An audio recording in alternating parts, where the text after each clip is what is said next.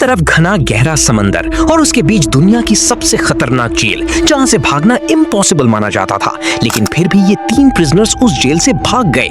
Alcatraz prison, from which no man has ever been known to escape. Audacious prison break in history, escaping like Houdini from Alcatraz. There's John and Clarence Anglin and Frank Morris. 1962. कौन थे ये prisoners और कैसे उन्होंने दुनिया की सबसे खतरनाक जेल से एस्केप किया, चलिए जानते हैं आज की इस वीडियो में। Alcatraz federal penitentiary prison United States की सिटी सैन फ्रांसिस्को के पास एक छोटे से आइलैंड पर बनी हुई थी। ये प्रिजन दूसरी प्रिजन्स की तरह आम नहीं थी। ये स्पेशली डेंजरस, वायलेंट और ऐसे मास्टरमाइंड क्रिमिनल्स के लिए बनाई गई थी जो पहले भी कई प्रिजन से एस्केप कर चुके थे। इस प्रिजन की सिक्योरिटी भी बहुत हाई थी, यहाँ तक कि प्रिजनर्स को बस बेसिक राइट्स ही दिए गए थे। बहुत छोटी सेल्स थी और गार्ड्स हर वक्त मॉनिटरिंग करते थे। और सबसे बड़ी सिक्योरिटी थी इस आइलैंड का फ्रीजिंग पानी। वाटर टेम्परेचर इतना कोल्ड होता था कि ज्यादा देर सफाई करना मुश्किल था, और यही सब डिफिकल्टीज की वजह से इस प्रिजन से एस्केप करना इम्पॉसिबल माना जाता था।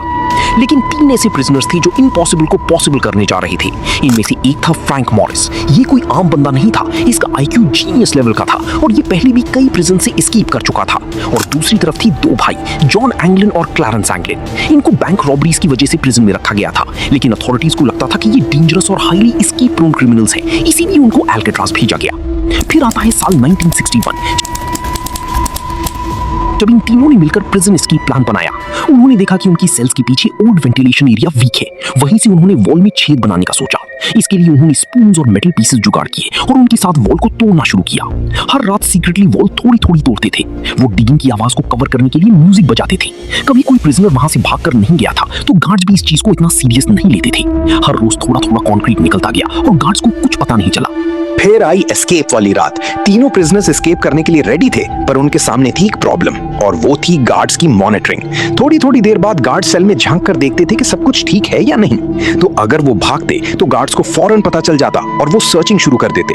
अब ये बात पहले से ही प्रिजनर्स को पता थी, तो इसका हल निकाला फेक हेड्स बनाकर। उन्होंने सोप, पेपर और इंसानी बाल का इस्तेमाल करके फेक हेड्स बनाए और उनको अपने बेड्स पर ऐसे रख दिया कि गार्ड्स को लगे कि वो सो रहे हैं। इस तरह फाइनली 11 जून 1962 की रात को प्रिजनर्स टनल्स के थ्रू सेल से निकले। अब उनके सामने था ओशन। उनके पास कोई बोट तो थी नहीं, तो उन्होंने रेनकोट्स को स्टिच करके एक होममेड राफ्ट बनाई और साइलेंटली आइलैंड से निकले और फ्रीजिंग ओशन में उतर गए। उस रात के बाद किसी ने उनको दोबारा ऑफिशियली कभी नहीं देखा।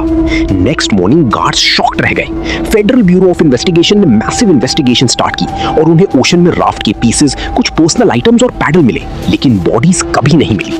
अथॉरिटीज का मानना था कि वो ओशन में मर गए, लेकिन बहुत लोग आज भी बिलीव करते हैं कि वो सक्सेसफुली एस्केप कर गए थे, क्योंकि कई साल बाद कुछ मिस्टीरियस लेटर्स और ओल्ड एज फोटोज सामने आई थी, लेकिन आज तक कोई भी ऑफिशियली प्रूव नहीं कर सका। लेकिन आपको क्या लगता है? कमेंट्स में जरूर बताना, और अगर वीडियो पसंद आई तो वीडियो को लाइक करो और चैनल को सब्सक्राइब करो।